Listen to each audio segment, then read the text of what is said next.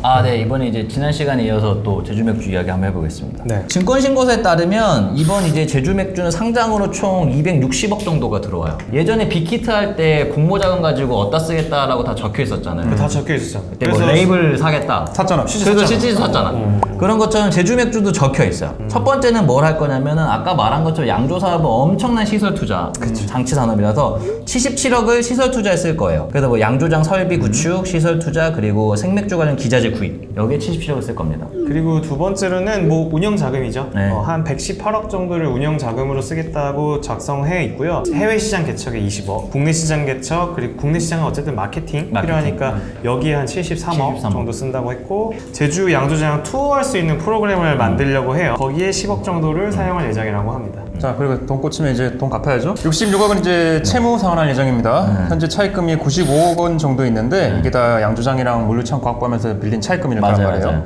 여기서 이제 이자가 계속 나가니까 여기서 한 3분의 2 정도를 부채를 갚고 부채를 낮추고 이자 비용을 세이브할 예정입니다.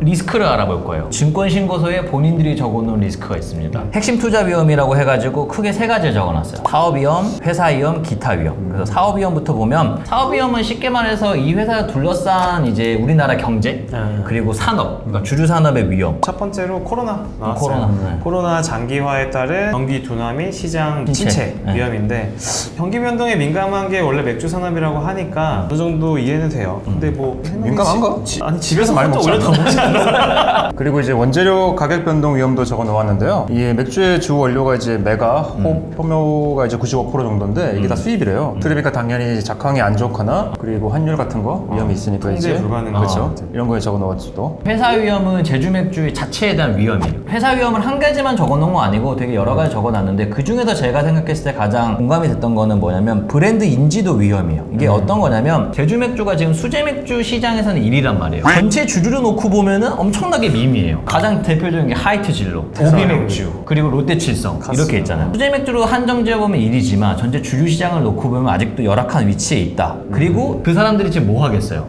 자기네들도 수제 맥주 시장에 들어올 거란 말이야. 그리고 실제로도 준비를 하고 있고, 이게 자기네들이 봤을 때는 회사 자체 위험이다라고 하고 있고, 실제로 기사에 따르면은 BBQ랑 교촌치킨이 수제 맥주 사업을 실제로 시작을 했어. 치킨 시식을 같이 시키니까.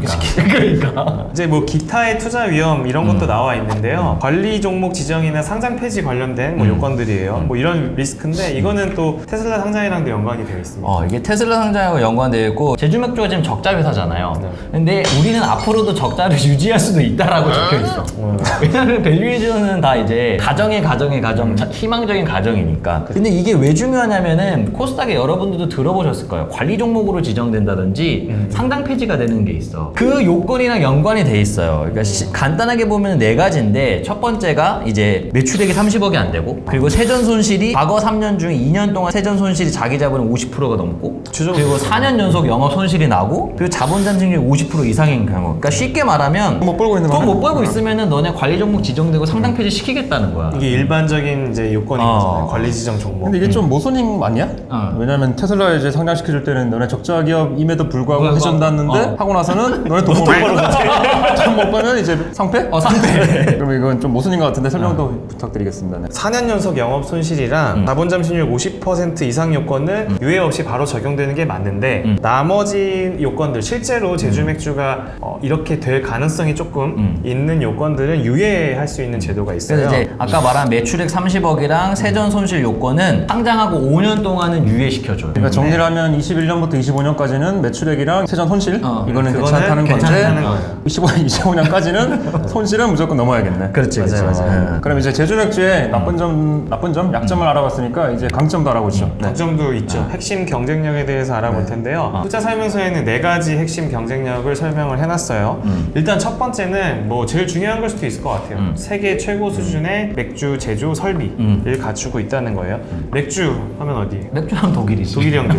독일인데 그 제주 맥주의 양조장이 독일에서 많이 기술을 가지고 왔다. 뭐 이런 뜻인 것 같아요. 특히 그 설비 프로세스 라인은 20년 이상 경력의 유럽 맥주 설비 전문 컨설팅 업체인데, 비어베브라는 회사가 있어요. 이쪽한테 설계를 맡겼다라고 하고요. 그리고 설비는 독일 주류 설비 전문 회사인 크로네스 크로네스라는 회사 거고 또 품질 관리는 이것도 독일이에요. 지멘스 쪽에서 품질 관리 프로그램을 쓰고 있다. 아, 신뢰성이 그러니까 한번까지 한마디로 뭐냐면 우리는 다 그냥 다 명품 쓰고 있어 이런 거지. 우리 제조 설비는 야 독일 형들이 만든 거야. 그렇지. 그리고 두 번째가 제가 봤을 때는 이제 제주 맥주가 되게 잘하는 경쟁력인 것 같아요. 시장 대응력 및 유통망인데요. 우리나라 맥주 유통 방식이 크게 보면 세 가지예요. 그리고 유통 채널에 따라서 패키징이 달라요.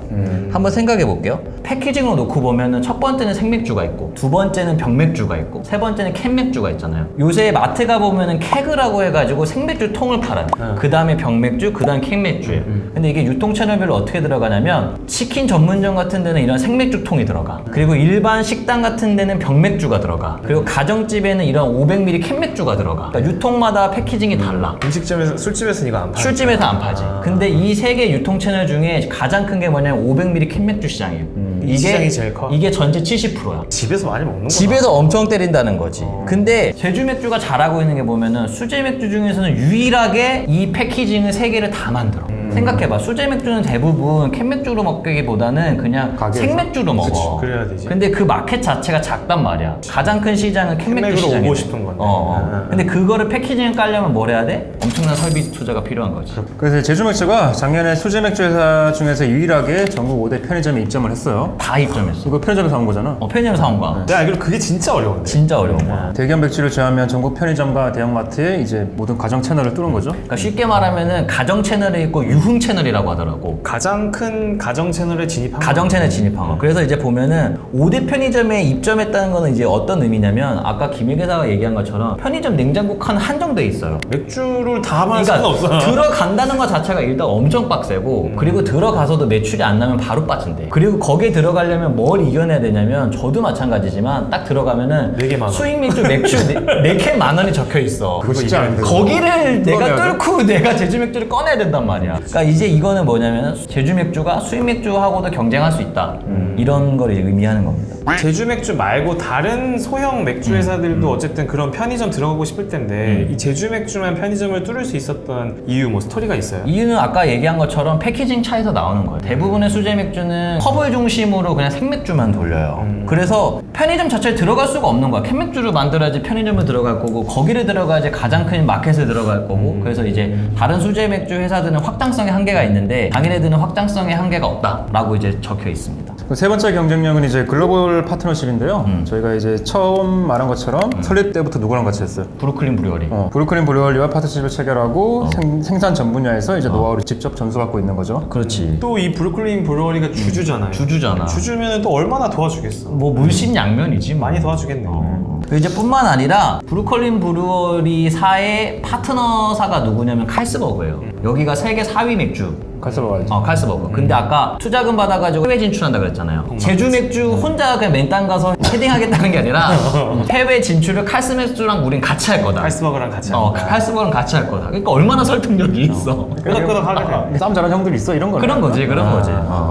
네 번째는 제주라는 브랜딩이에요. 뭐 제주가 갖고 있는 어떤 청정 지역의 이미지. 우리 셋도 제주도 하면 뭔가 기분 좋아지잖아. 아우 제주. 생각만 해도 기분 좋지. 제주도 하면은 기분 좋아지는 그런 브랜드 이미지. 그러니까 뭔가 깨끗할 것 같은 느낌? 그렇지. 네, 그런 브랜드 이미지가 있는 것 같고요. 좋은 이미지를 맥주에다가 잘 녹여낸 것 같아요. 제주 브랜딩 차원에서 제주도의 국내 최초 아까 얘기한 그 체험형 투어 공간. 공간을 만들면서 차별화된 브랜드 스토리를 만들려고 하는 것도 있죠. 이것도 저는 되게 설득력이 당했는데 이거는 수제 맥주 회사뿐만 아니라 다른 대기업 3사도 못 쫓아갈 것 같아. 제주에 이런 맥주 양조장을 만들고 이런 투어 브랜딩 체험을 할 수 있는 공간은 제주 맥주가 유일. 백두산 맥주. 아, 나 실제로 이번에 저 속초 갔다 왔는데 속초 맥주가 있어. 속초에 맥주가 있어요. 진짜 있어. 속초 맥주. 그리고 홈페이지 들어가 보면은 뭐 캠핑카 같은 것도 빌려준대요. 요새 이제 캠핑카 유행이잖아. 그래서 이제 뭔가 이제 계속 제주 맥주는 뭘 하려고 그러냐 이제 브랜드 체험을 시켜주고 싶은 거예요. 그러니까 맥주를 꼭 마시는 것뿐만 아니라 캠핑카도 타고 캠핑하면 먹을 거니까.